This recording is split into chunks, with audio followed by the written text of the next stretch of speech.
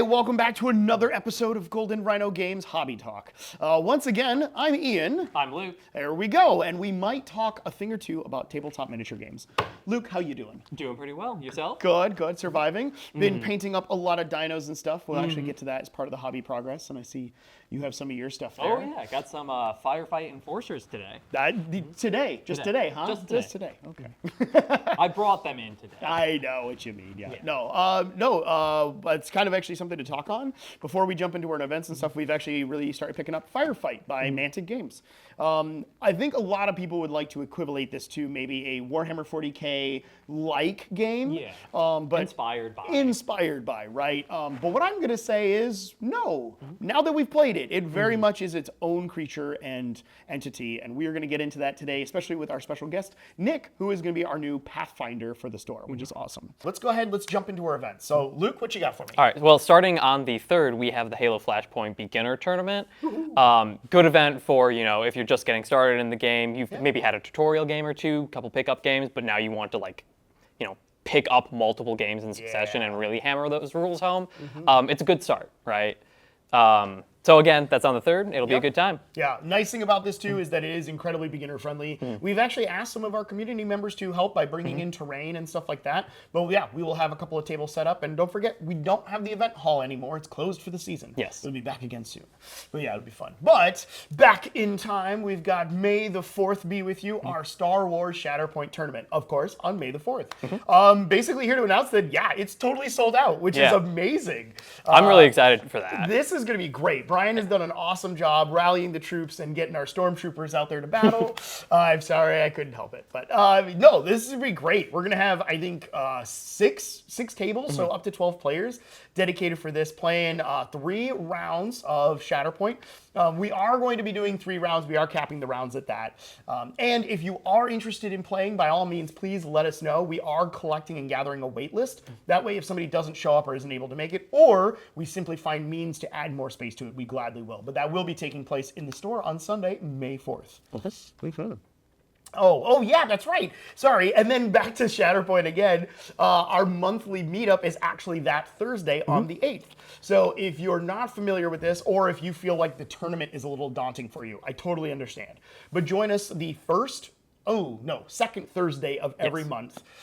We try to host a Star Wars Shatterpoint meetup and learn to play. Brian comes in, he brings in a couple of demo sets, and he teaches new players how to actually play. And we have tables set aside so people can come up and get pickup games. We do ask that you register in advance online through our website, goldenrhinogames.com/events. You can always find the event ticket there, and we try to post about 3 months worth of events out. So that will be Thursday, May 8th. After that, though, on Saturday the 10th, we're going to have a fun event for our Conquest fans out there, or anybody that's interested. It's Painting Conquest with Steve. Steve is our Vanguard for Conquest, Last Argument of Kings by Parabellum. This is your tabletop rank and flank fantasies miniature game. It's a ton of fun. I've got my dinosaurs in front of me here for the Wadroon, but Steve has collected everything from the cool steampunk Grecians to the undead Roman legions. Luke, which one are your favorites?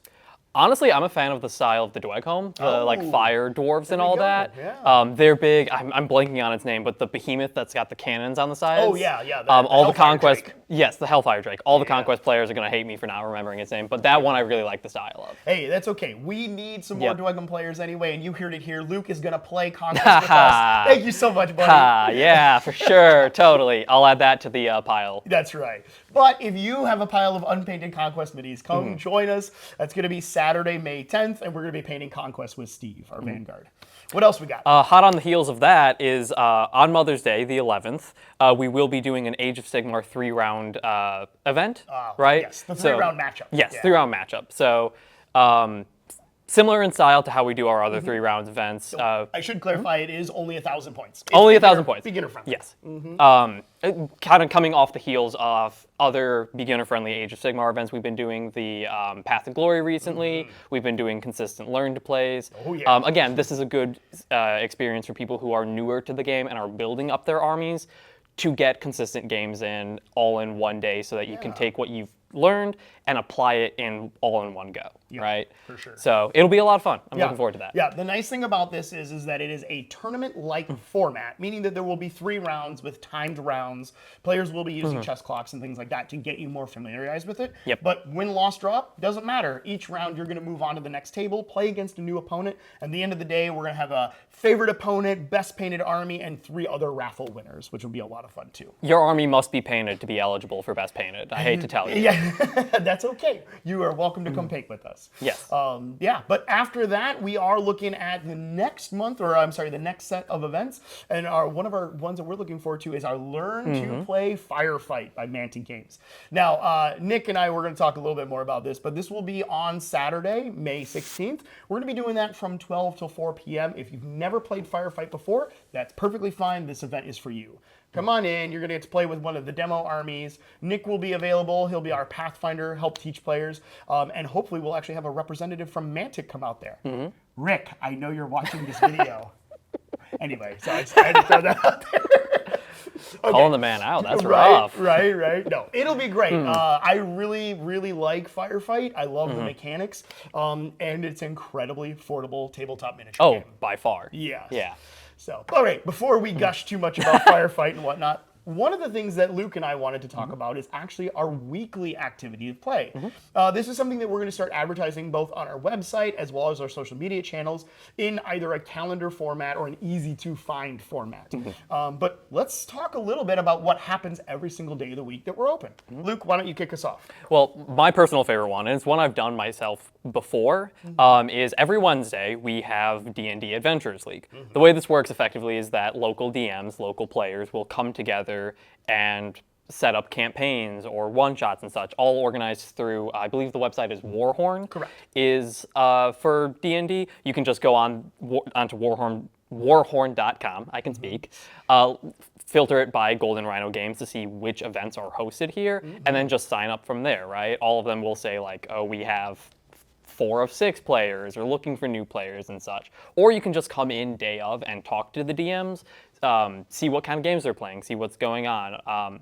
I know, RPGs are one of those things that kind of live and die by the party you get. Yeah. If you've got good players and you've got a good DM, you can have a campaign going for years, right? And this is a good way to meet the local community and get involved with that. Yeah, and we've seen some serious growth from D&D players, so we really appreciate having you come in and utilize our space. This is a fun and very open environment, too.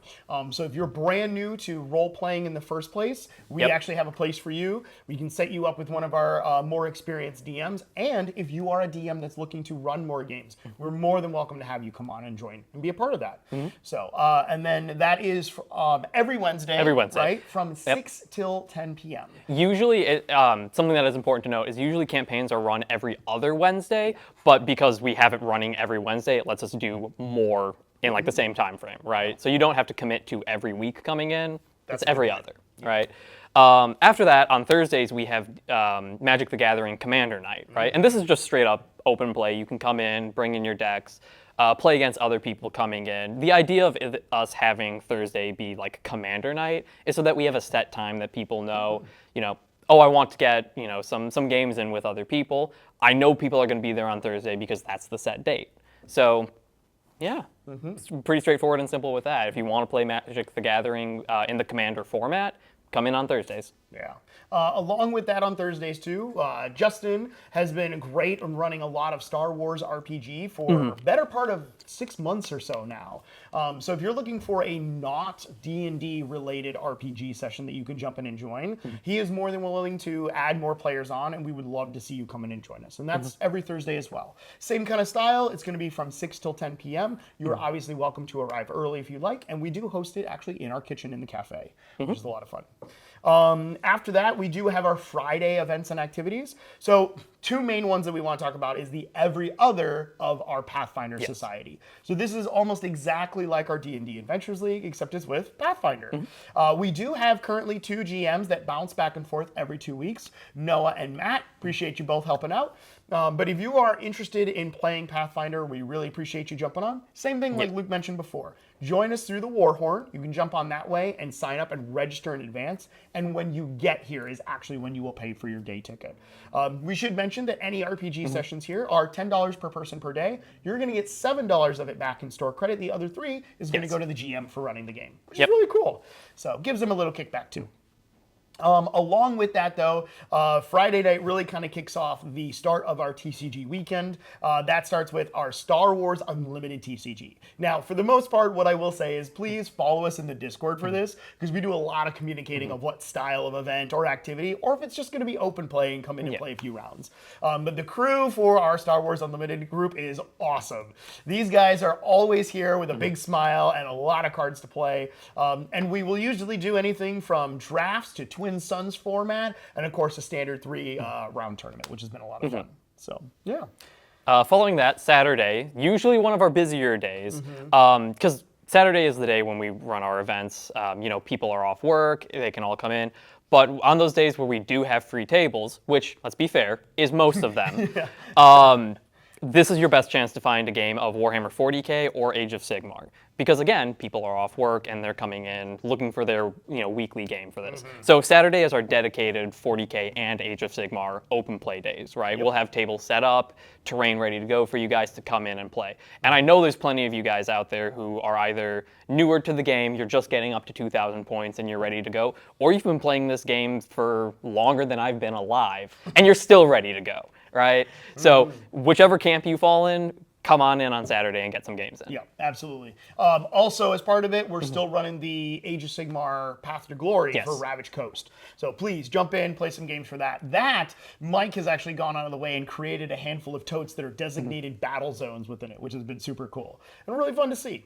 And then on Sunday, we've got our hodgepodge of events and activities. Oh, sorry. One backtrack on Saturday, I should mention, though. The other TCG event we have is our UVS or Universes TCG. Correct. Every Saturday, we're always playing games of that. If you've never played Universes before and you're looking to get into a non-Magic the Gathering style TCG, by far, this is the game to play. It is the most unique deck building system as well as allocation of resources to do your attacks and combos and things like that. Jordan talks about it all the time. We played a ton of games. I think I've won maybe one. But that is a super cool. If you like the idea or concept of two different universes clashing and battling against each other, this is definitely the game for you. To be fair, I have a Godzilla deck, and Teenage Mutant Ninja Turtles are coming out later this year.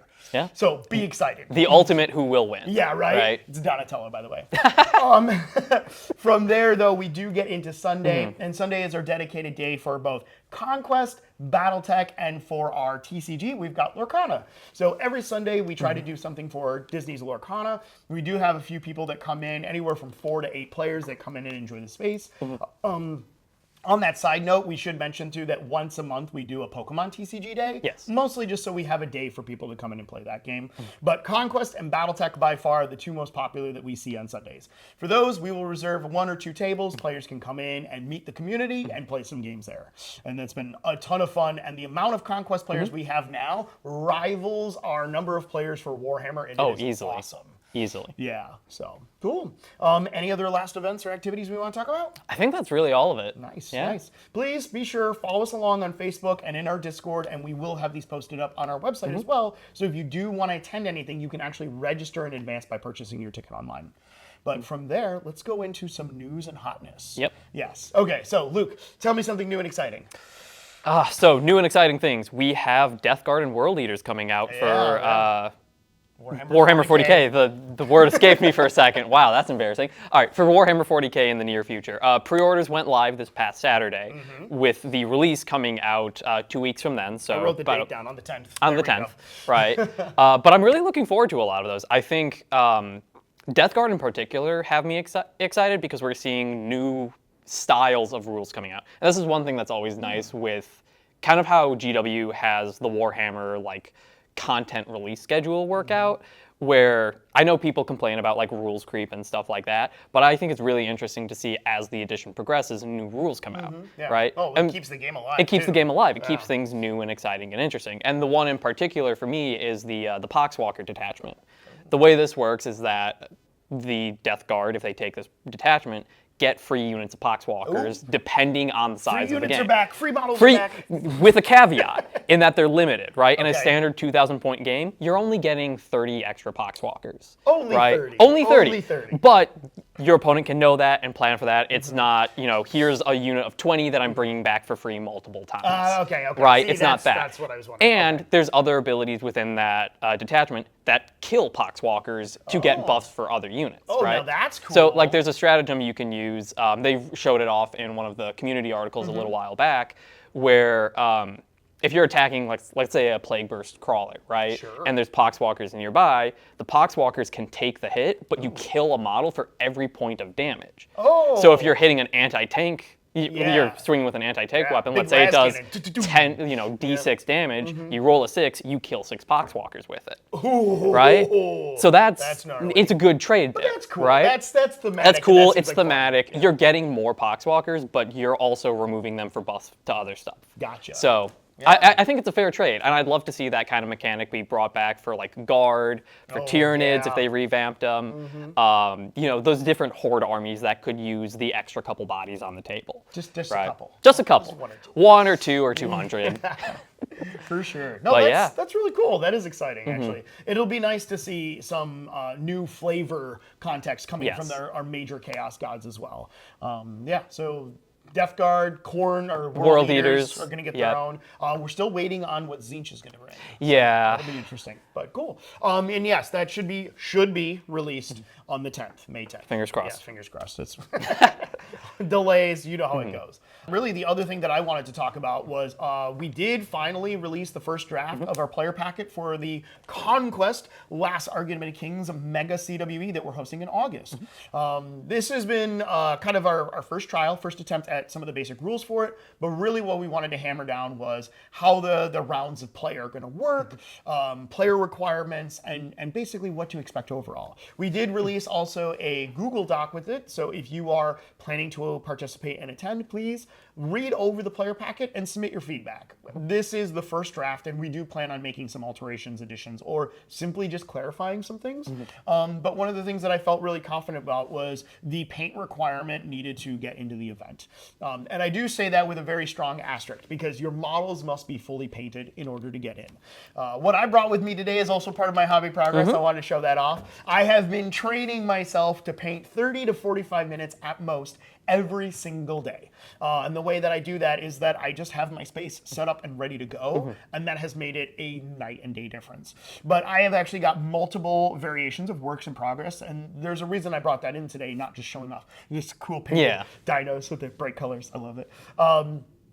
And really that is because painting can be as simplistic as you need it to be, right? So first things first, right out the gate, let me be very clear. These models here that I have painted up to what I would say is a battle-ready standard, this is beyond what is necessary to get your models and get into the event to play, right? We ask that your models are fully painted, which they are. We ask that there's at least 3 different colors. There's like 9, right? And then there's at least a texture base on them. I want to step above and beyond and really texture the whole base and stand to match along with Parabellum's recommendations. So we are going to be requiring bases and stands to be fully textured and painted in some way, shape, and form. But this is a complete model. They really show it and dictate it, right, and depict the cool colors that can be in there. But even if you're doing spooky ghosts, right, we could be dry brushing white, doing a contrast, doing some cool flame effects, and then adding some like glazes and whatnot. And for the most part, can be kind of overall. But what I do is I start with a nice matte gray black primer. This is actually Raven Black by Colorforge. Fantastic primer. I'm very impressed with how good it is. From there, I dry brush up my white. As you can see in kind of my little work in progress here, I pick out my colors, and then I just kind of keep filling in. Everything you see here I have painted with exclusively either contrast or speed paints. So just kind of those quick paints put on top of white and black. And I'm really loving it. I get to go back and add some more details work because I'm going to do it anyway. But for me, these models are great and they're good enough to play on the tabletop, and couldn't be happier. I was going to say, those contrast and speed paints, like I know painting's one of those things for a lot of people where it's just finding time in the week is the challenge, right? You've got your own life, you've got stuff going on. It's hard to find time to sit down and paint it all, right? But contrast paints and speed paints and things, tools like that make it go a lot faster, and still at the same level of quality that you want at the end, right? Yeah. So if there's ever a concern of like the Conquest event is in August, right? August, There's yeah. more than enough time to sit down and really devote to painting it to that high standard. But if you want to make it a little easier, look at speed paints and contrast. I highly recommend it. Yeah. The other thing, too, to go along with the player packet as well, Yep. is that we are rewarding most of the points for your painting for getting it painted in the door in the first Yes. place. From there, all the detail works and special effects and things like that add additional points on, but those additional points are at most 50% of what you could score. So I think there's a total of 30 points, 15 points walk in the door and get you this, right? And also for those at home that are kind of curious about how that's going to work, each one of our rounds currently is going to be a 1/5 of the total scores that they can be out of the 60%, so equivalently 30 points that you can get, so 30 tournament points for battle play if you win. Your fully maxed out score that you can get for painting is 30 points. Okay. Right? So it will help your score. It will not in the end dictate who is going to be the winner of the event overall, unless there is basically a 4-way draw or tie between our top 2 best players, which I think is going to be super cool, because if we do get 2 players to go 4-1, then it's going to come down to strength of schedule, going to come down to victory points, and then it will come down to paint scores. So. And I think that's a good way to do it, where it's like, it's balanced in a sense where it's, you still have to paint, the painting matters for it, but it's not the end-all be-all, right? No, we want everyone to enjoy this event as much as possible in their own way, but we also want you to step out a little bit outside your comfort zone to get to that painted status, because when 2 armies are fully painted and on a table, they look awesome. Yes. There's nothing quite like it. Oh, so. yeah. So, Luke, what do you got? Speaking of hobby progress and painted models and such, and the Color Forge primers, which I have to say, I've been using the Games Workshop primers my entire hobby career. I just used the Salamander Green for these guys, Enforcers from MANTIC's Firefight, and it works perfectly, right? Like I said, Salamander Green over Chaos Black, and then I used this red technical color, Red Interference. It works like a fluorescent paint in one way. So when you hold it up to the light. A transition paint. A transition paint, thank you, sorry.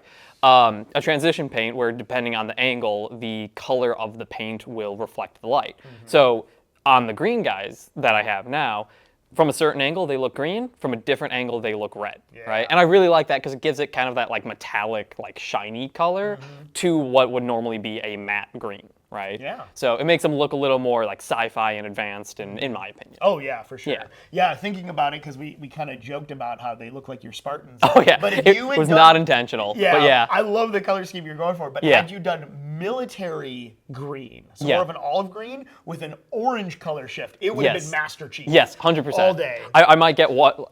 I should do a commander like that. You should. I should get a commander who's in Master Chief colors. We'll do that. Cool. Yeah. So, all right. So, any last thoughts or things you want to notate before we move on to our special guest? I think that's about it. Cool. All right. So now we're going to bring on Nick.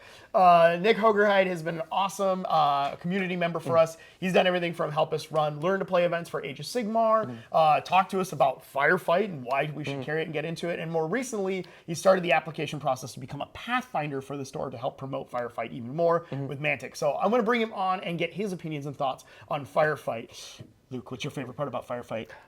I couldn't pick one. I'm going to be honest. Like, I complain a lot about different games. I just played my first game of Mantic Firefight today. I have no complaints. I can't find a problem with it, and I tried. I'm sorry I let you all down. Coming from the nitpicker of the store, that's great to hear. So cool. All right, let's go ahead. Let's bring on Nick.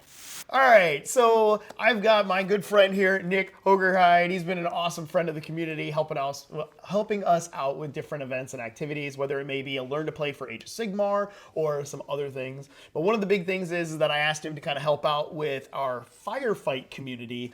We needed somebody to act as kind of the ambassador, and it turns out there's a program for that through Mantic, which has been super cool. And Nick has applied to be our store's Pathfinder, which is great. Firefight is a really interesting sci-fi tabletop miniature game. I really want to say Warhammer 40k like, but it's really not once you kind of deep dive into it. And this is kind of one of the things that I wanted to talk about and why I asked you to come on today. So how are you, Nick?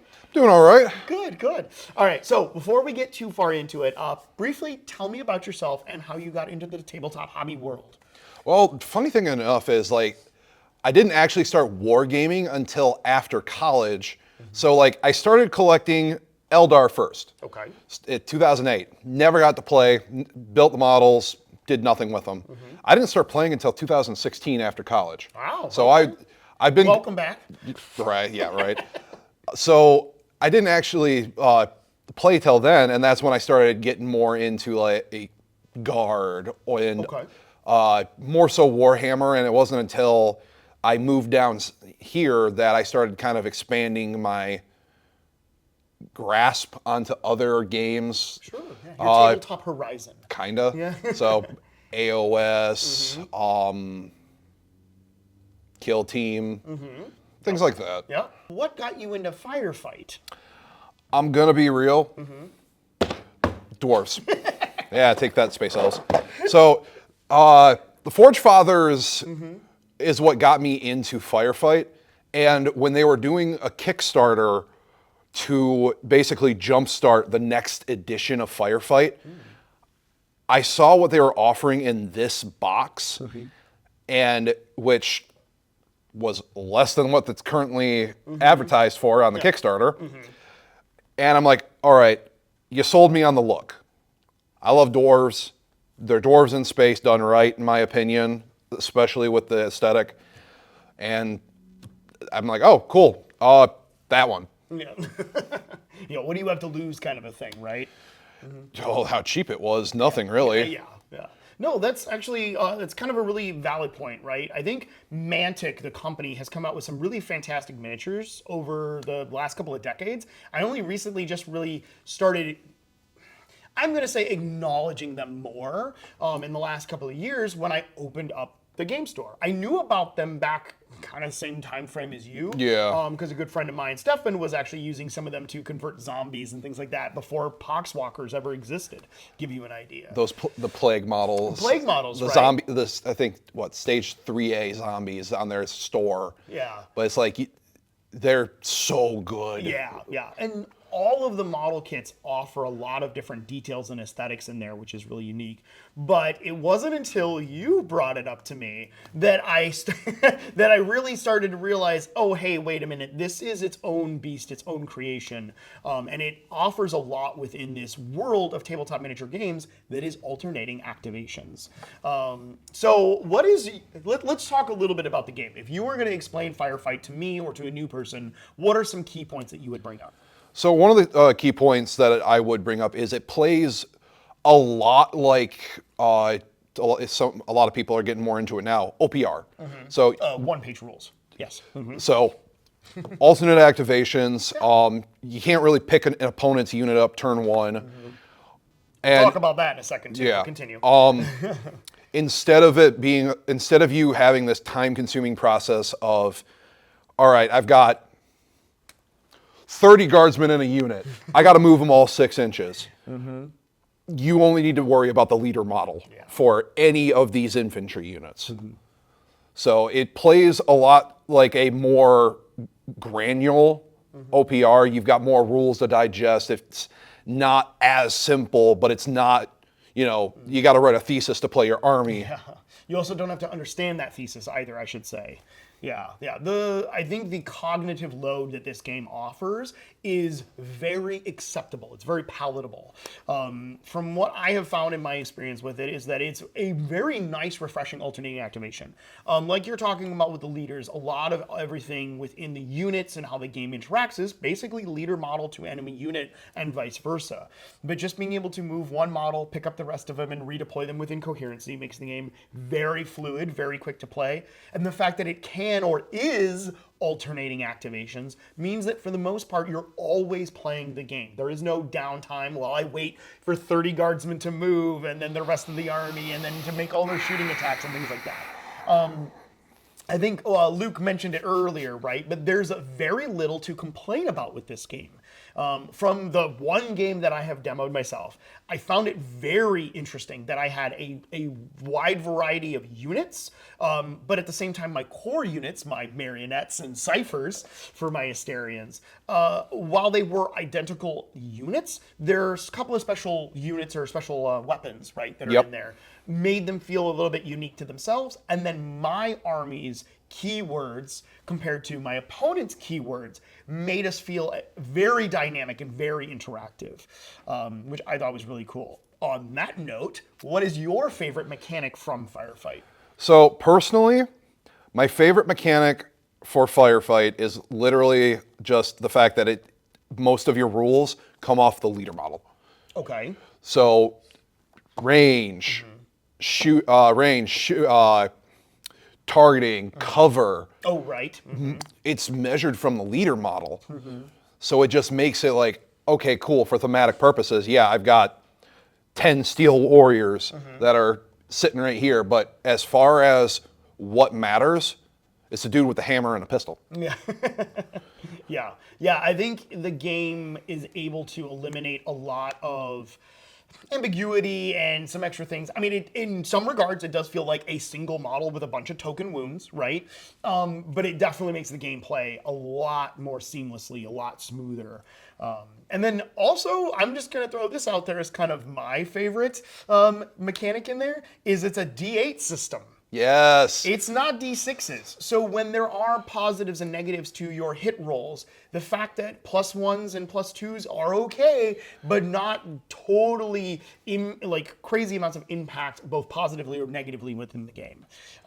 I was able to play our game against Luke, who we had on earlier, and one of the interactions that we came across is that he was in a building and behind cover and all this, and I was able to give my guys +1s and whatever. And then we realized that, cool, that made it so that I effectively hit them on a 6+ out of 8. So 6, 7, 8, still 3 out of that 8 made it difficult, but didn't make it impossible. It's not like when you were using a D6, like, okay, I'm going to shoot my, as I know the faction the most, guardsman into a unit. Yeah. Like, all right, -1. I'm hitting you on a 5 or 6. Right, yeah. Immediately, it really cuts you at the knees, right? Oh my God. Yeah.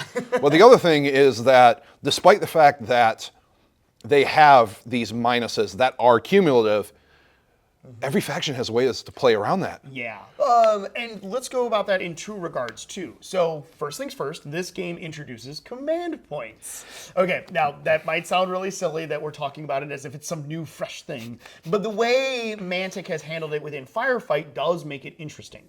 So in this, you're going to have a certain number of commander models, and I'm going to have a certain number of commander models based on the list that we built. Those commander models bring additional command dice.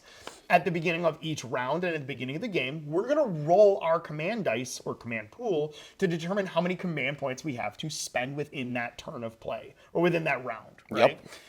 So for instance, I might have a commander that only offers 1 additional black command dice. What does yours offer, hypothetically?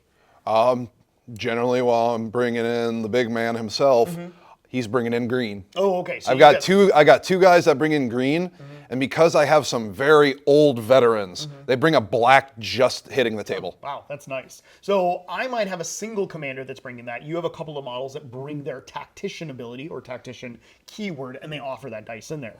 Now we're going to roll those to determine who sets up and things like that. But at the beginning of each round, we roll them. I end up with 3. I got really lucky. Out of my 4 dice, I got at least 1 success. And you might end up with 5, 6, or even 7. And you have those command points to then spend on your army. When you do this, though, you kind of pull from your command abilities a pool specific to your faction.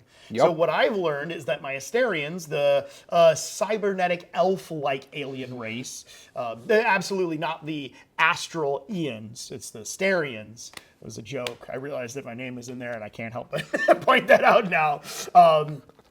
They really rely on their shields and manipulating their firepower. And there's even an ability in there for them to teleport, which is kind of cool. So I was able to use the big guy and teleport into combat. And that was fun, right? But to kind of backtrack a little bit what we said earlier is it didn't kill a unit. It wasn't that alpha strike that you can see in a lot of these you go, I go formats where you're completing an entire army's activations and things like that. So yeah, the command points and the flavor that your army has, right? So actually, I'm sorry, let me jump in because I don't know much about the Forge Fathers, but I now want to know more. What do they embody in this game? So what they embody in this game is they are absolutely, you are fielding very few of them. Okay. So for the most part, say you're playing a 1,000-point game, 5 normal troopers are going to run you 100 points. Oh, yeah, yours are expensive. However, across most of the army, they have the keyword, they have two keywords, headstrong and heavy armor. Okay. So, headstrong is if you get hit with a pinning weapon, which means if they're pinned, you only get one action. However, for the Forge Fathers, on a, I think it's either 5 or 6 plus, you just remove the pin before you activate the unit, and it doesn't matter. Yeah, that's very powerful. So what Nick is referring to is in this game, when you activate a unit, you have a couple of different actions that you can perform. You have short actions and you have long actions. This might sound familiar with D&D players or classic RPG players, and it works fairly similarly. Is that when you do a short action, you can do 2 of them. Yay, cool. If you do a long action, it's going to do one thing, and it usually does it really well. For instance, if you're steady fire, I think steady aim. Steady aim. It is going to give me a ability to remove any penalties to hit, as well as I can now shoot, right? Yep. But if you're pinned, it is a short action to remove it. Your headstrong ability, what you're telling me, is basically roll a dice and you can just shake it off and you're good to go. The dwarves, they're stubborn. What do I care about getting hit by your puny rifles? Yeah, sturdy little guys. I got it. And then what's the other one you said? Heavy armor. Heavy armor. So heavy armor is unless the target is getting hit with a weapon that has the anti-tank keyword. I have a couple of those. If you successfully damage them, which, fun thing about this one, you don't roll to save your own units. Your opponent. Pause. Let's talk about this. I'm sorry to interrupt. You're fine. Okay. So we're going to reenact this. Nick, you're going to shoot at my Asterians. You're going to shoot at some of my marionettes. These are the very most basic troop choice. Right? All right. What do you need to hit me? All right. For my basic guys, I need a 5. Okay, cool. You got 4 5s. Okay? Yes. All right. So now you need to damage me. How do you do that? I roll to beat his armor value. So my armor value is a 6 plus. So if you have an AP of 1, my 6 goes down to a 5 plus. And I'll say I get, well, with your shield, it eats up hits, but that's... Don't worry about that. Don't worry about that. So I roll 1 5 plus. Yeah. That is 1 damage his unit takes. Yep. And now, not talking about the shields, because marionettes don't have shields. They'll take 1 point of damage, 1 model is destroyed or dies, because they have 1 health point. But yeah, so it's interesting. Rather than a game system where I'm looking at my rules, and I'm rolling to hit, rolling to wound, rolling, whatever it may be, I have to roll my abilities to hit, check what your armor value is, and roll against it and try to exceed it, right? So 6 plus, I would need a 6, 7, or 8 to be successful. But you have an ability called heavy armor? Yes. So that does what? So that means that any weapon you successfully damage me with, that doesn't have the anti-tank keyword, you have to re-roll that damage die, and it doesn't go through unless you roll a 5 or higher. Oh, okay. So that's really interesting to know, because a 5 or higher sounds kind of scary, but on an 8-sided dice, that's a 50-50 chance. 1, 2, 3, and 4 are failures. 5, 6, 7, 8 are successes. So you're effectively taking somebody who might have a good anti-tank weapon, as long as it doesn't have anti-tank, let's be fair, right? Let's say I have a couple of guns that have AP1 or AP2. I do successfully wound you easily on the front end, but on the back end, I have to roll again to check against it. That's really cheeky. So not only can you shrug off pin markers, but you can potentially also reduce the amount of damage you're literally taking. Because I am making you roll twice, basically. So I might have 10 guys to your 5, but you might literally be able to outlast me 2 to 1. Yes. Ah, nice. Yeah, so backtracking on that too, I do find that this game is very, very pleasing to play because there is such a good mechanic involved in it in its balance system. When I was playing against Luke, I had like 11 activations. He had 5 or 6. So after a while, it's like, oh wow, I'm essentially chain activating for free, which is a command ability. It's all in the rulebook. Rulebook is free online. We have paper copies in store. But what we realized is that his enforcers are that much more of an elite army. And so while I was able to kind of gang up on him with 2 or 3 units, he was able to tag back pretty efficiently with some of his enforcer units, making the game feel very balanced right out the gate. Oh, yeah. We played the game for the first time ever, needing to look up rules and reference the rulebook from time to time.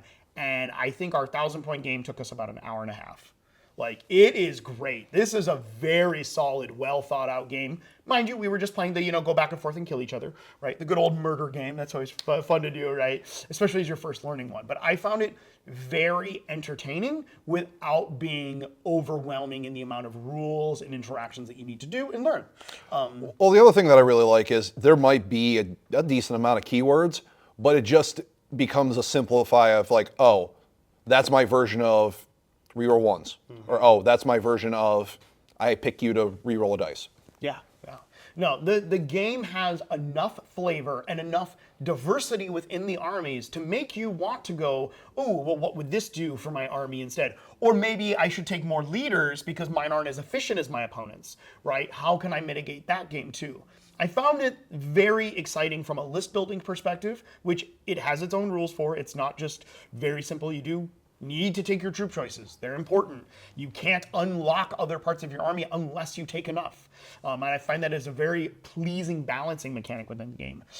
But it also offered diversity within the units themselves, that two units that might be identical can perform different jobs. I've got marionettes that can snipe one guy, and I've got another marionette that has a flamethrower. And having that reaction when my opponent assaults me is very entertaining as well. So there's many different ways to interact with this play, and having the command points be randomly generated based on the skills of your army, essentially, I found very refreshing and appealing as well. So, okay. And their interaction with your faction-specific orders. Yes, yeah. That is another big thing that I think should be clarified. In this game, you do have command abilities or command orders, right? You're going to spend your command points on those. There are 2 that are universal. Every army can use these and share them, right? Only 2. The other 6 come from your faction-specific one. 6 or 7 or 8 or how many it is. And your commanders. Oh, yes, that's right. And the command models that you take have their own, that's really cool too. It makes you actually think about what that adds more flavor.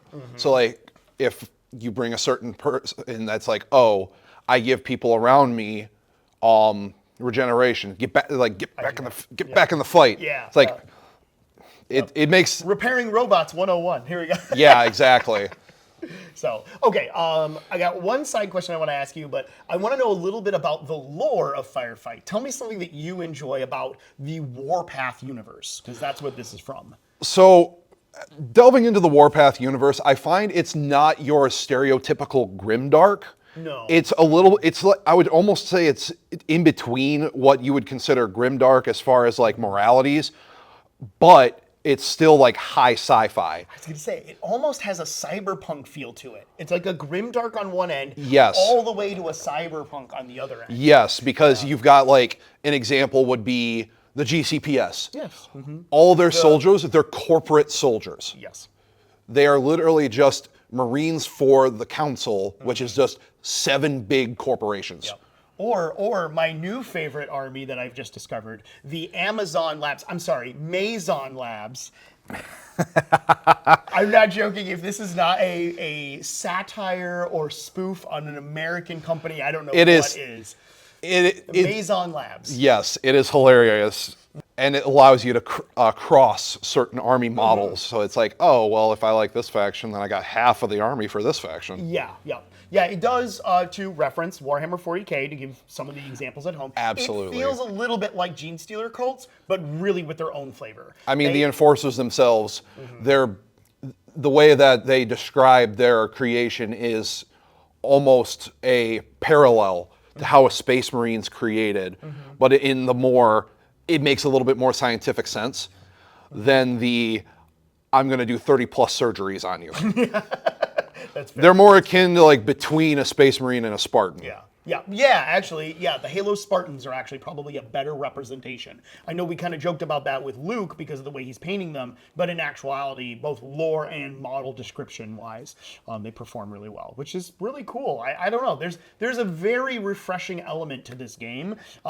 Between its mechanics, its lore, the model look, and I really appreciate it. I can't tell you how many factions I've looked at and stopped myself from getting because of how good they look. Well, you don't need to anymore. That's okay. I don't have enough shelf space. Yeah. Before we wrap it up, I have one hypothetical last question for you, okay?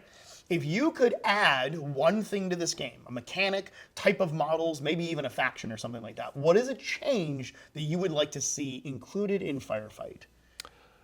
I want them to make Rebels a faction. Because Rebels. in the Dead Zone skirmish game, Okay. they have their own selection of models, which are the Rebels. They are the ragtag that do not enjoy the Council's rule and do not fight for the GCPS. Oh, that's cool. Yeah. I would love to see what a full-scale revolt would look like. So, like, what would that look like as far as a tabletop? Like a bunch of rioters, like Oh, yeah. that have like similar rules to the zombies. Yeah. Where it's like there's so many of them that they just keep coming back with their Molotovs and that. Yeah, I was just gonna say Molotov cocktails. Or like traitor GCPS, they're like who have seen the horrors that the council will do, and they're supporting or even engage or encouraging these revolts across the worlds that they control. That's cool. Yeah, and then it would be another good example of introducing some either new vehicles or what a lot of this game has done is borrowed similar vehicles from across the other factions. Like the one you're probably going to see the most is the Mule. That's a standard transport. It is the Halo truck equivalent, right? That sucker is in 4 factions. Yep. The Marauders, which are the orc-like race, the GCPS, which is the military force, Maison Labs, and Plague. Yes. They all use it, which is cool. So yeah, having the Rebels come back and have like Rebels with a minigun on the back of it or something. Yup. Oh, that'd be so cool. Yeah, I agree with you there. I actually was not aware that the Rebels was a faction in the game at all, or I should say the universe, because it is in Dead Zone. Dead Zone is the infantry skirmish game that Firefight comes from, essentially. So rather than Warhammer 40k having its own kill team, it's really Dead Zone birthed Firefight. Yes. As you kind of grow up from it, which is cool. So awesome. All right. So I think, do you have any last thoughts? Any last things that you would like to say about Firefight? It's affordable. Like, oh my God. Like it's so nice to be like, I want these models, and it's Yes. not an arm and a leg for 10 guys. Yeah, no. In fact, it is $140 for the 2-player starter set, which comes with anywhere from 600 to 750 points of an army. 1,000 actually. Oh, does it really? The companion app has pre-built lists for all of the starter boxes and the what would you say? Two-player sets? The 2-player sets. Nice. So- Nice. Yeah, because I know what we've done is that we split one of the 2-player sets. I then grabbed the Strike Force for the Asterians, and I have every bit of 1,000 points out of that. And it's Yup. been a fun, enjoyable amount of 1,000 points. Not just like the bare bones I'm going to scrape by and be able to play a game, but incredibly affordable. The book is very easy, and yeah, all of the core basic rules are free online. The extra stuff like keywords and things like that, that is under their subscription. But if you get the companion Firefight book, which Command Protocols comes with in here, you have full access to everything. And it is all of the factions in one book, minus one, which are the newest faction. The Night Stalkers. Yeah. So those are cool. Those are very demon-y like race that actually comes from their fantasy game. Yes. So they ported them from their Kings of War game and gave them a more menacing lore in the sci-fi setting. Nice, yes. It's always good to have some really, really bad looking evil like things, which are really cool. Yeah. So, cool. All right, Nick. Well, I really appreciate you having come on and geeked a little bit about Firefight with me. The game is fantastic. We are definitely going to be hosting more activities and events for this in the future. Again, we are looking at May 16th, Saturday, I believe, 16th or 17th. I'll check the calendar again. But we are going to be doing our Firefight Learn to Play then. Nick, you're going to be up here helping out, teaching people. I'll be in. I'll have my Asterians. You're going to bring your... Forge Fathers. Of course, I expect nothing less. We'll have them painted up so you guys can see what they look like. And then if everything goes well, we're actually going to have our representative from MANTIC out here, which would be super cool to talk about the game. Also, to talk about Halo Flashpoint, as well as what's the fantasy game again? Kings of War. Kings of War. I will remember it one of these days. We'll probably have it in store in the very near future. But in the meantime, if people wanted to ask you questions about Firefight and other stuff, where can they reach you? So, as far as on the Golden Rhino Games Discord, you'll find me under Nick Hogerhide. Or if you've messaged me before to play a game, I will be in your DMs as Mancy Crush. There we go. Cool. Yep. And we do have it set up so that there is its own channel now within our Discord for Firefight. I saw that. Yeah. So you'll be able to go down. You can grab the role for that. So we're going to start pinging people for @Firefight. So if you want to get in a game, learn how to play, or simply want to communicate with us, that's going to be probably the best way. So, all right. Last thing too, I do want to take a second and thank our patrons. We now have our Patreon up and running, and check your email boxes and things from Patreon because our first set of questionnaires should have gone out. So on our next video, we're actually going to be reading off some of the questions and answers in that part, which will be a lot of fun. Okay. Yeah. So if you're a patron on there for $5 a month, you help support us, what we do here for our show, but also you get to ask some of your favorite questions and we'll answer them for you. But yeah. Any last thoughts, Nick? For the Forge. Okay. All right. Well, this has been another episode of Golden Rhino Games Hobby Talk. I really appreciate you all following along and staying tuned, and we will see you next time.